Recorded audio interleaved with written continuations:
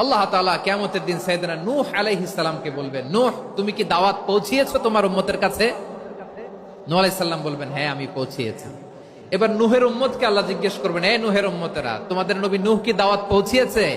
নূহের উম্মত বলবে, না আল্লাহ, আমাদের কাছে কোনো সতর্ককারী আসে নাই, কোনো নবী টবি আসে নাই, কোনো দাওয়াতও আমরা পাই নাই, আপনারাও চিনি নাই, জান্নাতও চিনি নাই, জাহান্নামও চিনি নাই। নূহ আলাইহিস সালাম বিপদে পড়ে যাবেন। তখন আল্লাহ বলবেন, নূহ তুমি বললা পৌঁছিয়েছো, তোমার উম্মত বলে কিছু পায় নাই। নূহ তোমার কি কোনো সাক্ষী আছে? তোমার কথা আর তোমার উম্মতের কথা তো মিলে না। তুমি বললা তুমি আমার নির্দেশনা দাওয়াত পৌঁছে দিয়েছো, কিন্তু তোমার উম্মত বলে পায় নাই। নূহ তোমার পক্ষে কোনো সাক্ষী আছে? নূহ আলাইহিস সালাম বলবেন, আছে। কে? উম্মতে মুহাম্মাদী। তখন আমরা বলবো, আল্লাহ, আল্লাহর নবী নূহ আলাইহিস সালাম তিনি আপনি যা যা বলেছেন ঠিক তা তা তার উম্মতের কাছে পৌঁছে দিয়েছে।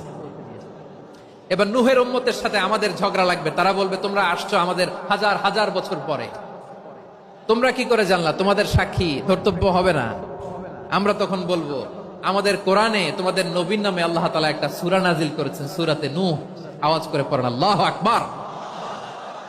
আমরা বলবো, আমাদের কোরআনে তোমাদের নবীর কথা আল্লাহ আমাদেরকে জানিয়েছেন, দিন রাত এক করে তোমাদের কাছে তিনি দাওয়াত পৌঁছেছেন। তোমরা কানের মধ্যে হাত দিয়ে রাখতা, চেহারাটা কাপড় দিয়ে ঢেকে রাখতা, আল্লাহর নবী নূহকে পিটিয়ে ছালা দিয়ে পেঁচিয়ে তোমরা পাহাড়ে তুলে রেখে আসতা, সব আমরা জানি।